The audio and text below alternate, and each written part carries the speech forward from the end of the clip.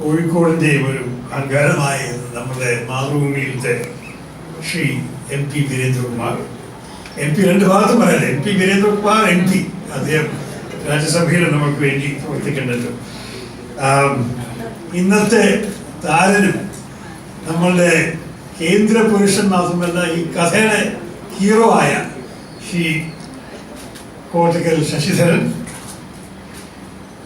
നമുക്ക് വേണ്ടി നല്ല വാക്കോട് സ്വാഗതം പറഞ്ഞ ശ്രീ അഡ്വക്കേറ്റ് TP രാമചന്ദ്രൻ, പുസ്തക പരിചയം ഇത്ര നന്നായി ഇത്ര ലുസിഡിറ്റിയോട് മനസ്സിലാക്കി തന്ന ഡോക്ടർ MP വിജയകൃഷ്ണൻ, പുസ്തകം സ്വീകരിച്ച് നല്ല രസത്തോടെയും തമാശത്തോടെയും സംസാരിച്ച ശ്രീ മറ്റന്നൂർ ശങ്കരൻകുട്ടി, നമ്മൾക്ക് രണ്ട് വേറെ രീതിയിൽ എഴുത്തുകാരനെ കുറിച്ചും അദ്ദേഹത്തിൻ്റെ പുസ്തകം അദ്ദേഹത്തിൻ്റെ ജീവിതത്തെ കുറിച്ച് സംസാരിച്ച ഡോക്ടർ P ബാലചന്ദ്രനും ഡോക്ടർ KG പൗലോസും. ഡോക്ടർ പൗലോസിനെ കുറിച്ച് ഒരു പരാതിയുണ്ട്. ഞാൻ പറയാൻ ഉദ്ദേശിച്ചതെല്ലാം അദ്ദേഹം ഇത്ര നന്നായി പറഞ്ഞ ശേഷം എനിക്കൊന്നും പറയാനില്ല, അതുകൊണ്ട് ഈ പ്രസംഗം ദീർഘമായിരിക്കില്ല. അത്രത്തോളം അദ്ദേഹം പോയിന്റ്സുകൾ ഞാൻ ഏറ്റെടുക്കാൻ പറയാൻ പോകുന്ന പോയിന്റ്സ് അദ്ദേഹം പറഞ്ഞു കഴിഞ്ഞു. ഇവിടെ ഇരിക്കുന്ന എല്ലാ കലാപ്രേമികളെ, അക്ഷരപ്രേമികളെ, കൾച്ചർ മേഗൻസ് എന്താ പറയാ, ഇവിടെ എല്ലാ സഹോദരി സഹോദരന്മാർക്കും എൻ്റെ വിനീതമായ നമസ്കാരം. തുടങ്ങുന്ന മുമ്പ് തന്നെ രണ്ട് കാര്യത്തിൽ നേരത്തെ ക്ഷമ ചോദിക്കുന്നു. ഒന്ന്, എൻ്റെ കാരണമാണ് ഇന്ന് നമ്മളുടെ ചടങ്ങ് കുറച്ച് വൈകി ആരംഭിച്ചത്. എനിക്ക് കോഴിക്കോട് എത്തിയ മുതൽക്ക് എൻ്റെ ഓരോരോ ചടങ്ങിൻ്റെ തിരക്കായിരുന്നു. മൂന്നാമത്തെ ചടങ്ങ് അപ്രതീക്ഷിതമായിരുന്നു. ഇന്നലെ എനിക്ക് അറിഞ്ഞത് നമ്മളുടെ കേരള പ്രദേശ് കോൺഗ്രസ് കമ്മിറ്റിയുടെ നേതാവ് ശ്രീ മുല്ലപ്പള്ളി രാമചന്ദ്രൻ വടകരയിൽ നിരാഹാരമായിരിക്കുകയാണ്. ഞാൻ കോഴിക്കോട് വരെ എത്തിയിട്ട് അദ്ദേഹത്തിൻ്റെ എൻ്റെ പ്രോത്സാഹനം കൊടുത്തിട്ടില്ലെങ്കിൽ അതൊരു ഒരു തെറ്റായിരിക്കും. ഒരു രാഷ്ട്രീയ ലോകത്തിൽ അദ്ദേഹത്തിന് എൻ്റെ സാന്നിധ്യം വലിയ യൂസ്ഫുള്ളായിട്ട് അദ്ദേഹം കണ്ടു. അതുകൊണ്ട് ഞാൻ അതുവരെ പോയി. പക്ഷെ നമ്മളുടെ ട്രാഫിക് നിങ്ങൾക്ക് അറിയാമല്ലോ. അവിടെ പോയി ഇവിടെ ഞാൻ ശശിധരനോട് പറഞ്ഞതായിരുന്നു ഒരു 4:45 എത്താൻ സാധിക്കുള്ളൂ. പക്ഷെ അത് 5:15 പോയി. എൻ്റെ കാരണം ഇങ്ങനെ നിങ്ങൾ എല്ലാവർക്കും കാത്തിരിക്കേണ്ടി വന്നു. ഇത്ര പേഷ്യൻസും ക്ഷമയോടെ നിങ്ങളെല്ലാവരും ഇരുന്നതിന് എൻ്റെ നന്ദി, എന്നെ ക്ഷമിക്കണം. ഇതെല്ലാം എനിക്ക് എപ്പോഴും കൺട്രോൾ ചെയ്യാൻ സാധിക്കാത്തൊരു വിഷയമാണ് പ്രോഗ്രാം. രണ്ടാമത്തത്, ഇത്ര നല്ല മനോഹരം സൗന്ദര്യമുള്ള മലയാള ഭാഷ നിങ്ങൾ വൈകാരം കേട്ടിട്ടുണ്ട്. ഇവരെല്ലാവരും ഇത്ര നന്നായി സംസാരിച്ചിട്ടുണ്ട്. എൻ്റെ മലയാള യോഗ്യതയെക്കുറിച്ച് കൂടുതൽ സംസാരിക്കാൻ ആവശ്യമില്ല. നിങ്ങൾ ടെലിവിഷനും അവിടെയൊക്കെ കേട്ടിട്ടുണ്ടാവും, അല്ലെങ്കിൽ കേട്ടിട്ടില്ലെങ്കിലും കൂടി എൻ്റെ ഈ ആദ്യത്തെ 4-5 വാചകത്തിൽ തന്നെ നിങ്ങളൊരു 5-10 ഇംഗ്ലീഷ് വാക്കുകൾ കേട്ട് കഴിഞ്ഞു. അത് കുറച്ചും കൂടി ഉണ്ടാവും. ഞാൻ എപ്പോഴേ പറയുന്നു, മംഗ്ലീഷായിരിക്കും, മലയാളമായിരിക്കില്ല. എന്തായാലും എൻ്റെ ഭാഷയിൽ ഞാൻ ഈ പുസ്തകത്തിനെ കുറിച്ചും ഇന്നത്തെ ചില ഏറ്റെടുത്ത വിഷയങ്ങളെ കുറിച്ച് രണ്ട് ആലോചന നിങ്ങൾക്കൊപ്പം പങ്കെടുക്കാമെന്നാണ് വിചാരിച്ചത്. ഒരു ഇൻട്രസ്റ്റിംഗ് ഫാക്റ്റാണ് ഇന്നത്തെ കാര്യം. ഞാൻ ആക്ച്വലി ശ്രീ കോട്ടക്കൽ ശശിധരൻ നേരിട്ട് മുമ്പ് അറിഞ്ഞിട്ടുണ്ടായിരുന്നില്ല. ഞാൻ അദ്ദേഹത്തെ അറിയപ്പെടുന്നത് അദ്ദേഹത്തിൻ്റെ മകൻ്റെ വഴിയിൽ. കീർത്തിക് ശശിധരൻ ഞാൻ അറിയപ്പെടുന്നത് ഒരു കലാകാരൻ്റെ മകനായിട്ടല്ല. അദ്ദേഹം ന്യൂയോർക്കിൽ ഒരു ബാങ്കിൽ പ്രവർത്തിക്കുന്ന സമയത്തിൽ ഞാൻ രാഷ്ട്രീയത്തിൽ വരുന്ന ചില പത്രക്കുറിപ്പുകൾ പറയാൻ തുടങ്ങിയ ശേഷം അദ്ദേഹം എന്നെ തിരഞ്ഞെടുത്ത് വന്ന് പറഞ്ഞു, ഞാൻ മലയാളിയാണ്, താങ്കളെ പോലെ ഒരു വ്യക്തി നമ്മുടെ രാഷ്ട്രീയത്തിൽ പോകാൻ തീരുമാനിച്ചാൽ ഞാൻ വന്ന് വോളണ്ടറി പോകണം നിങ്ങളുടെ തിരഞ്ഞെടുപ്പിൽ. ഞങ്ങൾ ലഞ്ച് കഴിച്ചു, സംസാരിച്ചു, ഇയാളെ വലിയ ഇഷ്ടപ്പെട്ടു. ഞാൻ പറഞ്ഞു, ശരി വരും, എനിക്ക് രാഷ്ട്രീയത്തെക്കുറിച്ച് എന്തായാലും അറിയില്ല, താങ്കൾക്ക് എത്ര അറിയുന്നു എനിക്ക് വലിയ തുടങ്ങുന്നില്ല, പക്ഷെ രണ്ടുപേരും കൂടി വെച്ച് നോക്കാൻ പറഞ്ഞിട്ട് ഞാൻ 2009 തിരുവനന്തപുരത്തിൽ മത്സരിക്കാൻ വന്നപ്പോൾ അദ്ദേഹം ബാങ്കിൽ നിന്ന് ലീവ് എടുത്തിട്ട് എൻ്റെ ഒപ്പം വന്ന് പ്രചരണം ചെയ്യാൻ ഇറങ്ങി. 4-5 ആഴ്ച 5-6 ആഴ്ച എൻ്റെ ഒപ്പം ഇരുന്നു. അത് കഴിഞ്ഞിട്ട് എൻ്റെ ഇലക്ഷൻ പ്രചരണത്തെക്കുറിച്ചും അദ്ദേഹത്തിൻ്റെ സ്വന്തം വിചാരം എന്തുകൊണ്ടാണ് അദ്ദേഹം ഇങ്ങനെ സമയവും ശമ്പളവും നഷ്ടപ്പെട്ടിട്ട് ഒരു രാഷ്ട്രീയക്കാരന് വേണ്ടി ഇറങ്ങിയത് പറഞ്ഞൊരു നല്ലൊരു ആർട്ടിക്കിൾ വാൾ സ്ട്രീറ്റ് ജേണൽ എന്ന പ്രസിദ്ധപ്പെട്ട അമേരിക്കൻ പേപ്പറിൽ അദ്ദേഹം എഴുതി. ആ കാലം മുതൽക്ക് തന്നെ ഞങ്ങളുടെ ബന്ധം ഉണ്ടായിട്ടുണ്ട്. അദ്ദേഹം ഇടയ്ക്കിടയ്ക്ക് എഴുതുന്ന ചില കാര്യങ്ങൾ എനിക്ക് അയച്ചു തരും കോമൻറ്റിന് വേണ്ടി. ഞാൻ കീർത്തിക്കും ഒരുമിച്ച് 4-5 ആർട്ടിക്കിൾസ് എഴുതിയിട്ടുണ്ട് ഓരോരോ വിഷയത്തെക്കുറിച്ച്. ചില വിഷയത്തിൽ ചില അഭിപ്രായ വ്യത്യാസങ്ങളുണ്ടാവും, പക്ഷെ അത് സ്നേഹിച്ചിട്ടുള്ള അഭിപ്രായ വ്യത്യാസങ്ങളാണ്. അത് ഞാനൊരു very, very impressive intellect, ഒരു നല്ല മനസ്സും ഒരു കൾച്ചറൽ റൂട്ടഡ്നെസ് ഉള്ള ഒരു വ്യക്തിയായിട്ടാണ് ഞാൻ കീർത്തിക്കിനെ കാണുന്നത്. അപ്പോൾ കീർത്തിക്ക് എന്നോട് പറഞ്ഞു എൻ്റെ അച്ഛൻ്റെ ഇങ്ങനെ ഒരു പുസ്തകം ഇറങ്ങുന്നു. അച്ഛനെ കുറിച്ച് സംസാരിച്ച് എനിക്ക് അറിഞ്ഞു, അച്ഛൻ്റെ ബാക്ക്ഗ്രൗണ്ട് എന്നാണ്, കഥകളി പ്രാക്ടീഷണറൊക്കെ അറിഞ്ഞ ശേഷം പുസ്തകം വരുന്നത് നിങ്ങൾ പ്രകാശം ചെയ്ത് വെച്ചപ്പോൾ അച്ഛനെ കുറിച്ച് കൂടുതൽ അറിയാതെ പക്ഷെ മകനുള്ള ബഹുമാനത്തോടെയും സ്നേഹത്തോടെയും ഞാൻ ഈ പുസ്തകം പ്രകാശനം ചെയ്യാൻ ഞാൻ ഇന്ന് കോട്ടക്കൽ ശശിധരനോട് പറയുമ്പോൾ അദ്ദേഹം പറഞ്ഞു അതല്ലേ നല്ലത്, ഒരു മകൻ്റെ വഴിക്ക് അറിയണതല്ലേ നമ്മൾ അഭിമാനം. അത് ശരിയാണ്. ഇന്ന് എൻ്റെ അച്ഛൻ്റെ ഓർമ്മകളാണ് എൻ്റെ മനസ്സിലുള്ളത്. എൻ്റെ അച്ഛൻ ഈ ലോകം വിട്ടുപോയിട്ട് കൃത്യം 25 വർഷമായി. ഈ ദിവസം 23 ഒക്ടോബർ 93 അദ്ദേഹം വിട്ടുപോയത്. അപ്പോൾ ഇന്ന് എൻ്റെ മനസ്സ് അച്ഛൻ മകൻ ബന്ധത്തിൽ എത്രത്തോളം ഇന്ന് ഇരിക്കുമ്പോൾ ഒരു മകൻ്റെ പേരിൽ ആ മകൻ്റെ ആവശ്യത്തിൽ അച്ഛന് വേണ്ടി സംസാരിക്കാൻ സാധിച്ചത് എൻ്റെ ഒരു ഭാഗ്യമായി ഞാൻ പറഞ്ഞു. പക്ഷെ ഇന്നൊരു ജീവിതമാണല്ലേ ശശിധരൻ നടത്തിയിരിക്കുന്നത്. നമ്മളെല്ലാം ഇന്ന് കേട്ട് കഴിഞ്ഞു. പക്ഷേ 1950s ദാരിദ്ര്യത്തിൽ ജനിക്കുക, പാവപ്പെട്ട കുടുംബത്തിൽ വലിയ ബുദ്ധിമുട്ടോടെ പഠിക്കുക, 8 വയസ്സ് മുതൽക്ക് തന്നെ കോട്ടക്കൽ കൃഷ്ണൻകുട്ടി നായരുടെ അതേ ഗുരുനാഥനായിട്ട് അതിൻ്റെ കഥകളി പഠിപ്പിക്കൽ. എന്നിട്ട് നമ്മുടെ ശങ്കരൻകുട്ടിജി പറഞ്ഞ പോലെ നല്ലപോലെ വളർന്ന് പഠിച്ച് അതിൽ നല്ല മാർക്കും കിട്ടി ഒരു ലോകത്തിൽ ഇറങ്ങുന്നു. പക്ഷേ അദ്ദേഹത്തിന് കേരളത്തിലല്ല അഹമ്മദാബാദിലാണ് മൃണാലിനി സാരാഭായിൻ്റെ ഒപ്പം അദ്ദേഹത്തിൻ്റെ ആ ഫൈനൽ ഡെവലപ്മെൻറ്റ് കിട്ടുന്നത്. കഥകളി മാത്രമല്ല, അദ്ദേഹം ഭരതനാട്യം പഠിച്ചിട്ടുണ്ട്, കുച്ചിപ്പുടി പഠിച്ചിട്ടുണ്ട്, കുടിയാട്ടം. ഇതെല്ലാം ചെയ്തിട്ട് അദ്ദേഹം കഥകളിയും കേരള കൾച്ചറലിയും ഭാരതം മുഴുവനും ലോകം മുഴുവനും കൊണ്ടുപോകാൻ സാധിച്ചിട്ടുണ്ട്. കീർത്തിക്കിൻ്റെ ഒരു ലിസ്റ്റ് അയച്ചെന്ന് ആദ്യം പോയ രാജ്യങ്ങൾ 10-25 രാജ്യങ്ങൾ, ഓസ്ട്രേലിയ മുതൽക്ക് അമേരിക്ക വരെ, ആ കാലത്ത് USSR മുതൽക്ക് ചില ഏഷ്യൻ രാജ്യങ്ങൾ, സിംഗപ്പൂർ അടക്കം വരെ അദ്ദേഹത്തിൻ്റെ ആർട്ടും അദ്ദേഹത്തിൻ്റെ ടാലൻറ്റും ലോകം മുഴുവൻ കൊണ്ടുപോയിട്ടുണ്ട്. പിന്നെ ഈ പുസ്തകത്തിൽ 1200 പേജിൽ 2 വോള്യൂമിൽ അദ്ദേഹം എടുത്തു വെച്ച ഡയറീസിനെയൊക്കെ നല്ലപോലെ ഉപയോഗിച്ചിട്ടുണ്ട്. ആ പണ്ട് കാലത്തെ ഓരോരോ അനുഭവങ്ങളും അദ്ദേഹം പഠിച്ച പാഠങ്ങളും അദ്ദേഹത്തിൻ്റെ ഓരോരോ കണ്ടുപിടുത്തവും നമ്മളൊപ്പം പങ്കെടുത്തിട്ടുണ്ട്. പലരും പറഞ്ഞു കഴിഞ്ഞു ഇത് ഒരു റെയറിറ്റിയാണ് നമ്മളുടെ പബ്ലിഷിംഗ് ലോകത്തിൽ, പബ്ലിഷിംഗ് മേഖലയിൽ ഇങ്ങനെ പുസ്തകങ്ങളില്ല. അതിന് പബ്ലിഷ് ചെയ്തതിന് നന്നായി പബ്ലിഷ് ചെയ്തതിന് ഞാൻ ശ്രീ വീരേന്ദ്രകുമാർ മാതൃഭൂമിയെ അഭിനന്ദിക്കുന്നു.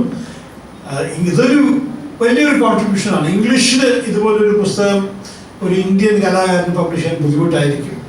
ഹിന്ദിയിലും എനിക്ക് ഇങ്ങനെയൊരു പുസ്തകം കണ്ടിട്ട് അറിവില്ല. മലയാള ഭാഷയിൽ നമ്മൾ ഇത് കിട്ടിയത് വലിയൊരു ഒരു ഒരു ഭാഗ്യമായിട്ട്, ഒരു ട്രഷറായിട്ട് നമുക്ക് കാണണം. അപ്പോൾ ശ്രീ കോട്ടക്കൽ ശശിധരൻ്റെ ജീവിതം വഴിക്ക് നമുക്ക് നമ്മുടെ കൾച്ചറൽ ലൈഫിനെ കുറിച്ച് 1-2 ആലോചന ഉണ്ടാവും. പക്ഷെ പൗലോസ് പല കാര്യങ്ങൾ നന്നായി പറഞ്ഞു കഴിഞ്ഞു. ഞാനിതിനെക്കുറിച്ച് ആലോചിക്കുമ്പോൾ എൻ്റെ അഭിപ്രായത്തിൽ നമ്മുടെ രാജ്യത്തിൻ്റെ കൾച്ചറിനെ പറ്റി സംസാരിക്കുന്നത് ഇംഗ്ലീഷിൽ സംസാരിക്കല്ലേ? ഇതിലെല്ലാവർക്കും English മനസ്സിലാവുമല്ലോ,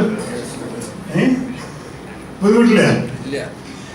So if I want to talk, in any case, ഞാൻ പറഞ്ഞേ പറയാനുള്ളതെല്ലാം നന്നായി മലയാളത്തിൽ പറഞ്ഞു, ഇംഗ്ലീഷിൽ കേട്ടോളൂ. But seriously, the thing that I wanted to say about Mr. Sasidharan's life is that it sparks off some reflections on the place of culture in our society today and in the world.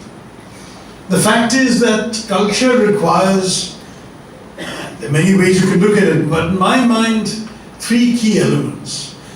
One is roots or rootedness, a sense of belonging to a place that in itself provides a nourishment to those roots.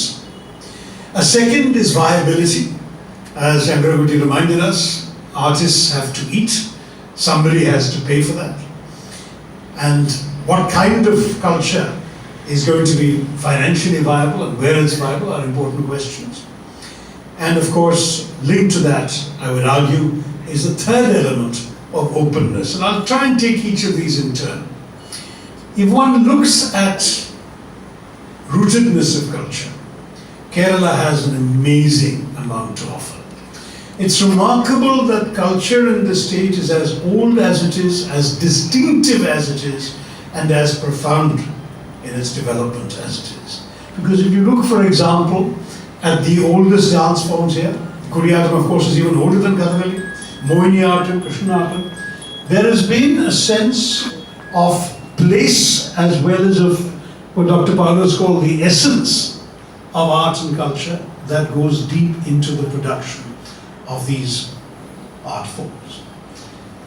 That very interesting distinction that was made by Dr. Vijay Krishna, that Sasidharan is not just a dancer but an actor as well, a performer if you like, would be the word in English that captures both ideas, means that he derives from two important traditions. There is an ancient pan-Indian tradition in the Natya Shastra, for example, which lays out the principles in which drama should be performed. There is the rigor, the discipline and the training of the very specific Kathakali art form in which he was schooled and raised.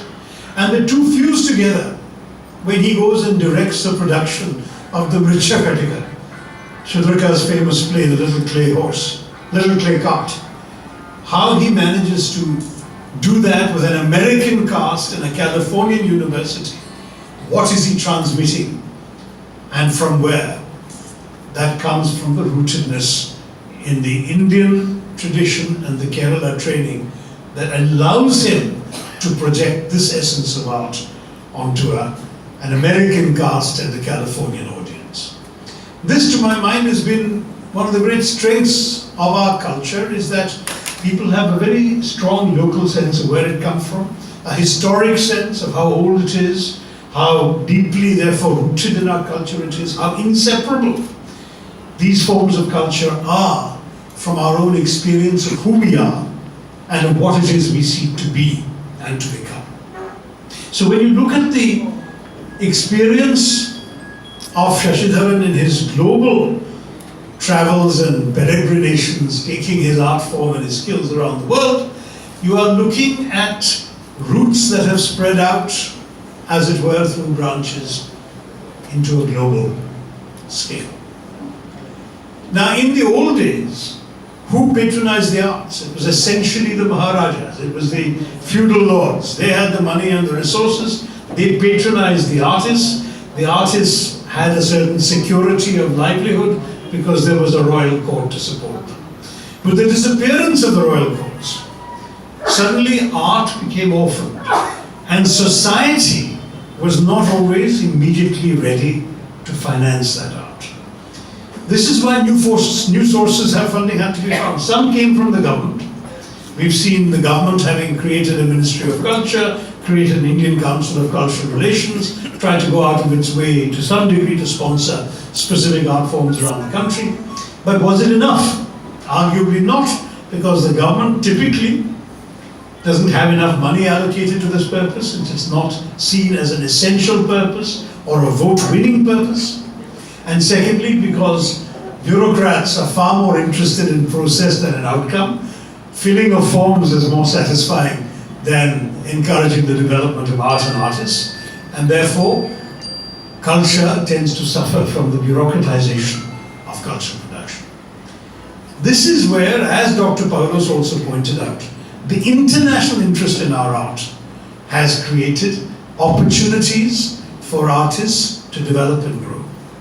ഒരു മലയാളി ഗുജറാത്തിൽ ഇരുന്ന് 34 വർഷം പ്രവർത്തിച്ചിട്ട് അവിടെ ഗുജറാത്തിൽ നിന്ന് നമ്മളെ കഥകളിയും അത് മാത്രമല്ല ഭരതനാട്യം, കുച്ചിപ്പുടി, കൂടിയാട്ടം എല്ലാം പഠിച്ച് പ്രാക്ടീസ് ചെയ്ത് പഠിപ്പിച്ച് അദ്ദേഹം കേരള റൂട്ടഡ്നെസ്സും എടുത്തിട്ട് ഒരേ സമയത്ത് ഒരു പാൻ ഇന്ത്യൻ കൾച്ചർ ഡെവലപ്പ് ചെയ്യാനും പ്രൊമോട്ട് ചെയ്യാനും സാധിച്ചിട്ടുണ്ട്. അതാണ് അദ്ദേഹത്തിൻ്റെ വലിയൊരു ശക്തി. And if you look at that experience, that is something that's uniquely post-independence, and it's something which we can be very proud of, that we have been able to develop despite the end of the old practices of patronage and financial liability. And through that Indian sensibility, we've acquired international audiences, international patrons. And that leads me to my third point about the importance of openness in culture. Mahatma Gandhi പറഞ്ഞതല്ലേ, എൻ്റെ രാജ്യം ഒരു ജനലും വാതിലും തുറന്നിരിക്കുന്ന ഒരു വീടാണ്. Should be a house with all the doors and windows open, through which the winds of the world can blow. Shadiyam പറഞ്ഞു, as long as it doesn't blow us off our feet. അതും അദ്ദേഹം ചേർന്നു. അപ്പോൾ നമുക്ക് നമ്മുടെ റൂട്ടിനെസ് ഉണ്ടെങ്കിൽ, നമ്മുടെ കാല് നമ്മുടെ വീട്ടിൽ നിൽക്കുന്നുണ്ടെങ്കിൽ, ആ കാറ്റുകൾ ലോകത്ത് എല്ലാവരും വരട്ടെ, നമ്മൾ പറന്നു പോകില്ല. പക്ഷെ ആ കാറ്റുകൾ നമ്മളെ ഇൻഫ്ലുവൻസ് ചെയ്യും, നമ്മളെ പഠിക്കാൻ സാധിക്കും.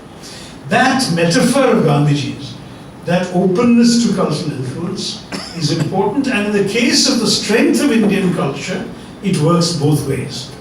നമുക്ക് ഈ ഇൻഫ്ലുവൻസസിനെ ക്ഷണിക്കുകയും ചെയ്യാം, നമുക്ക് കൊടുക്കുകയും ചെയ്യാം. ഞാൻ 2-3 വർഷം മുന്നേ കേട്ടു, ഇറ്റലിയിൽ ഷേക്സ്പിയറിൻ്റെ ജൂലിയസ് സീസറിനെ ഒരു കഥകളി പ്രൊഡക്ഷനായിട്ട് കളിച്ചു. അപ്പം നമ്മൾ വിചാരിച്ചു, റോമിൽ 2500 വർഷം സംഭവിച്ച ഒരു കഥയെ 16-ാം നൂറ്റാണ്ടത്തിൽ ഒരു ഇംഗ്ലീഷ് നാടകമുണ്ടാക്കി, അതിനെ നമ്മൾ 2000 വർഷം, അറ്റ്ലീസ്റ്റ് 1000 വർഷം മുമ്പത്തെ കഥകളി സ്കൂളിൽ അതിനെ മാറ്റിയിട്ട് ഒരു പുതിയ നാടകം ഉണ്ടാക്കി, അതിനെ ഒരേ റോമിൽ കാണിച്ചു കൊടുക്കുന്നു ഇറ്റാലിയൻ ഓഡിയൻസസ്. ഇതാണ് ഇപ്പോൾ നമ്മുടെ ലോകത്തിൽ സംഭവിക്കുന്നത്. അതും കഥകളിൽ ഒരു പുതിയ ഇൻഫ്യൂഷനാണ്. ആ ജൂലിയസ് സീസർ പ്രൊഡക്ഷൻ ഇത്ര സക്സസ്ഫുൾ ആയ ശേഷം ആ ഒരേ കമ്പനിക്ക് ഇപ്പോൾ ഡോൺ കിഹോട്ടെ, സെർവാന്തസിന്റെ കിഹോട്ടേനെ ഒരു കഥകളി പ്രൊഡക്ഷൻ ആക്കാൻ ആവശ്യപ്പെട്ടിട്ടുണ്ട് സ്പെയിൻ രാജ്യത്തിൽ. അദ്ദേഹം അവിടെ ചെയ്യാൻ പോവുകയാണ്. അപ്പോൾ താങ്കൾക്ക് ഇവരെ അറിയുമായിരിക്കും, ഇതൊരു പെർട്ടിക്കുലർ ഗ്രൂപ്പ്, പക്ഷെ ഞാൻ അവരെ ഒരിക്കൽ കണ്ടതായിരുന്നു. എൻ്റെ അഭിപ്രായത്തിൽ ഇങ്ങനെ നമുക്ക് കൾച്ചറൽ ഫ്യൂഷൻ ഉണ്ടാക്കാൻ സാധിക്കും. അത് കൺഫ്യൂഷൻ അല്ല, ഫ്യൂഷനാണ്. നമുക്ക് പല വിധത്തിലത്തെ കഥകൾ പറഞ്ഞാൽ ഈ you are actually illuminating what that play of Julius Caesar, the historical experience of Caesar's reign, through an unfamiliar light being cast by the techniques of a dance form that was alien to both the history of Rome and the theatre of Shakespeare. So you are able therefore to bring a new perspective in doing this. ഞാൻ എൻ്റെ പുസ്തകം great Indian novel എഴുതിയപ്പോൾ മലയാളത്തിൽ കിട്ടും മഹാഭാരത കഥ എന്ന് പറഞ്ഞത്. ഞാൻ ഇതുപോലെ നമ്മുടെ പണ്ട് 2000 വർഷം മുമ്പത്തെ മഹാഭാരത കഥകൾ എടുത്തിട്ട് 20ാം നൂറ്റാണ്ടത്തിൽ നമ്മളുടെ സ്വതന്ത്ര സംഘർഷത്തിൻ്റെ കഥ സാറ്റയർ ഫോമിൽ മഹാഭാരത ക്യാരക്ടേഴ്സും വിഷയങ്ങളും എടുത്തിട്ട് 20ാം നൂറ്റാണ്ടത്തെ ഒരു കഥ പറഞ്ഞു. അതാണ് ഗ്രേറ്റ് ഇന്ത്യൻ നോവലിൻ്റെ ഇപ്പോൾ 48ാമത്തെ എഡിഷനോ മറ്റാണ് ഇറങ്ങിയിരിക്കുന്നത്. ആ പുസ്തകം ഇപ്പോഴും ഞാൻ എഴുതി പബ്ലിഷ് ചെയ്ത 30 വർഷം 29 വർഷം ശേഷം ഇപ്പോഴും കുട്ടികൾ വായിച്ചുകൊണ്ടിരിക്കുന്ന ഒരു പുതിയ ജനറേഷൻ വായിക്കാൻ തുടങ്ങി. അതെനിക്ക് വലിയ വരുമാനമാണ്. പക്ഷെ ഞാൻ ശ്രമിച്ചതിൽ ഇന്ത്യൻ കൾച്ചർ ഒരു സ്റ്റാറ്റിക് ആയിട്ട് നമ്മൾ എടുക്കരുത്. 800 വർഷത്തിന് വേദവ്യാസിന്റെ മഹാഭാരതത്തെ റീറ്റെൽ ചെയ്തുകൊണ്ടിരുന്നു. പറഞ്ഞ് തന്നെ വീണ്ടും പറഞ്ഞ് മാറ്റം കൊണ്ടുവന്ന് പുതിയ കാര്യങ്ങൾ അകത്ത് ചേർത്തി, പുതിയ കഥകൾ അകത്ത് ചേർത്തി, പുതിയ ഫിലോസഫീസ്, ഡൈഗ്രഷൻസ്, ഭഗവത്ഗീത അതിൻ്റെ ഇടയിൽ കൂടി വന്നു. ഇങ്ങനെയൊക്കെ ആയിട്ടാണ് മഹാഭാരത ഒരു 800 വർഷത്തിന് it kept on being retold. So I asked myself, why did we stop retelling it? Why didn't we keep retelling it for another 1000 years? But we didn't. So I said, why not in 1987 as it then was, why not imagine what a contemporary Vedvyas would do if he were to retell the stories of the great events of his time. അങ്ങനെയാണ് ഈ മഹാഭാരത കഥയുടെ idea എനിക്ക് വന്നത്. അപ്പം നമുക്ക് ഈ ഒരു ഗ്ലോബലൈസേഷനെ നമ്മൾ പലതും കേട്ടിട്ടുണ്ട്. ഗ്ലോബലൈസേഷൻ ആൾക്കാർ ആലോചിക്കുമ്പോൾ ഒരു എക്കണോമിക് ഫെനോമിനൻ മാത്രമേ ആലോചിക്കുന്നുള്ളൂ. ശരിക്കും ഗ്ലോബലൈസേഷൻ ഒരു കൾച്ചറൽ ഫെനോമിനനായിട്ട് നമുക്ക് കാണാൻ സാധിക്കും. ഗ്ലോബൽ ഇൻഫ്ലുവൻസസ് പണ്ടുകാലത്ത് പോലെയല്ല. ഇപ്പോൾ നമുക്ക് എളുപ്പത്തിൽ ഏത് ലോകത്തിൻ്റെ ഒരു പുസ്തകം വേണം നമുക്ക് പലയിടത്തും കിട്ടാൻ സാധിക്കും. അതിന് ട്രാൻസ്ലേഷൻ അറിയാൻ സാധിക്കും. ആ ട്രാൻസ്ലേഷൻ ആരും പ്രൊഫഷണൽ ചെയ്തിട്ടുണ്ടെങ്കിൽ കൂടി അതിൻ്റെ അർത്ഥം മനസ്സിലാക്കാൻ നമുക്ക് വെറും പിന്നെ കമ്പ്യൂട്ടറിൽ ഗൂഗിളിൽ കയറിയിട്ട് ഗൂഗിൾ ട്രാൻസ്ലേറ്റ് വഴിക്കാൻ അർത്ഥങ്ങളെങ്കിലും മനസ്സിലാക്കാൻ സാധിക്കും. അപ്പോൾ എളുപ്പത്തിൽ we have access to the cultures of around the world. Think how fertile that could be in actually provoking us to imagine and reimagine cultures in a new and different way. അപ്പോൾ നമുക്ക് മഹാഭാരതയുടെ കഥ ഞാൻ ഒരു Indian കഥയിൽ തന്നെ craft ചെയ്തു 20-ാം നൂറ്റാണ്ടിൽ. പക്ഷേ ഈ കഥകളിക്കാർ ജൂലിയസ് സീസറിൻ്റെ കഥ, ഷേക്സ്പിയറിൻ്റെ പ്ലേ, ഇവിടുത്തെ ഒരു നാടക ഫോം കമ്പൈൻ ചെയ്തിട്ട് 3 രീതിയിലും എൻ്റെ അഭിപ്രായത്തിൽ പുതിയ കണ്ടുപിടുത്തങ്ങളുണ്ടായിട്ടുണ്ട്. അപ്പോൾ നമുക്കിത് കാണുന്നത് this openness, this cross-fertilization is a tremendously enriching way of developing culture. Kottakkal ശശിധരൻ്റെ ജീവിതം ഇതിൻ്റെ ഒരു ഇലസ്ട്രേഷനാണ്. കേരളത്തിൽ വളർന്നു, ഇവിടെ വേദിയുണ്ട്. ആ റൂട്ടഡ്നെസ്സോടെ അദ്ദേഹം ട്രെയിനിങ് വാങ്ങി. ഗുജറാത്തിൽ 34 വർഷം പ്രവർത്തിച്ചു. അത് കഴിഞ്ഞ് വിദേശത്ത്, ആ ഇടയിൽ വിദേശത്ത് പോയി, പല രാജ്യങ്ങളും അദ്ദേഹം നാട്ടിൽ. അദ്ദേഹം പലവരെ പഠിപ്പിച്ചവരെ അവരും ചിലവർ പോയിട്ട് പ്രാക്ടീഷണേഴ്സായി, ചിലവർ അവരും ടീച്ചേഴ്സായി പല രാജ്യങ്ങളിൽ പോയിട്ട്. ഇദ്ദേഹം കേരളത്തിൽ കോട്ടകളിൽ ജനിച്ച് പഠിച്ച് അദ്ദേഹത്തിൻ്റെ അറിവ് അദ്ദേഹത്തിൻ്റെ അനുഭവത്തിൽ കൂടി ഫിൽറ്റർ ചെയ്തിട്ട് പലവരെ പഠിപ്പിച്ചിട്ട് ഇപ്പൊ ലോകം മുഴുവൻ അദ്ദേഹത്തിന്റെ ഇൻഫ്ലുവൻസ് ഇന്ന് കാണാൻ സാധിക്കും. ഇന്ത്യൻ കൾച്ചർ മാത്രമല്ല ആ വഴിക്ക് സ്പ്രെഡ് ചെയ്യുന്നത്, ശരിക്കും വേൾഡ് കൾച്ചറിന് നമ്മൾക്കൊരു പുതിയ ഒരു ഫ്ലവറിങ് കാണാൻ സാധിക്കും. അതുകൊണ്ടാണ് ഞാൻ കുറച്ച് ഓപ്റ്റമിസ്റ്റ് ആയിരിക്കുന്നത്. ഈ റൂട്ട്നെസ് ഉണ്ടെങ്കിൽ ഫൈനാൻഷ്യൽ വയബിലിറ്റി ഉണ്ടാവും. ഗ്ലോബലൈസേഷൻ്റെ വഴിക്ക് കൾച്ചറൽ ഓപ്പൺനെസ് ഉണ്ടെങ്കിൽ നമ്മൾക്ക് നമ്മൾക്കും ഗെയിൻ ചെയ്യാൻ സാധിക്കും, നമ്മൾക്ക് അവർക്ക് കൊടുക്കാനും സാധിക്കും. അങ്ങനെ ആയിട്ടാണ് നമ്മൾ ഈ കൾച്ചറിനെ പ്രൊമോട്ട് ചെയ്യാൻ സാധിക്കുന്നത്. അതാണ് ഞാൻ അദ്ദേഹത്തിൻ്റെ ജീവിതത്തിൽ ഈ ആത്മകഥയിൽ വലിയൊരു ലെസണായി കാണുന്നത്. Culture has a good future, and we have just seen the story of somebody who has done more than most to build up that sense of culture in our society. അപ്പോൾ ഒരിക്കലും കൂടി ഞാൻ ശ്രീ ശശിധരനോട് എൻ്റെ എല്ലാ അഡ്മിറേഷനും നന്ദി പറയുന്നു. ഈ പുസ്തകം എഴുതിയതിന് ഇത് ചിലപ്പോൾ പലരും ഇൻട്രസ്റ്റിംഗ് ജീവിതങ്ങൾ നടത്തിയിട്ടും കൂടി ആ ജീവിതത്തിൻ്റെ കണ്ടുപിടുത്തങ്ങളും ഇൻസൈറ്റ്സും വേറെ ഇതിനൊപ്പം പങ്കെടുക്കാൻ അവർക്ക് ആ സമയം കിട്ടില്ല, അല്ലെങ്കിൽ ആ വലിയ മനസ്സ് തോന്നില്ല. അദ്ദേഹം ഇത്ര ഡീറ്റെയിൽഡ് ആയിട്ട് 2 വോളിയൂമിൽ 1200 പേജിൽ അദ്ദേഹത്തെ എല്ലാം പറയാനുള്ളതെല്ലാം പറഞ്ഞു. അതോടെ we should be grateful for the learnings we have got from that.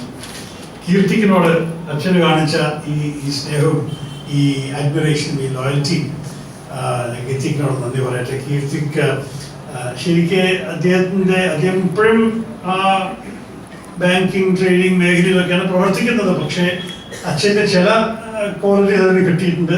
ഹിന്ദുവിൽ എല്ലാ ആഴ്ചയും നന്നായി എഴുതും.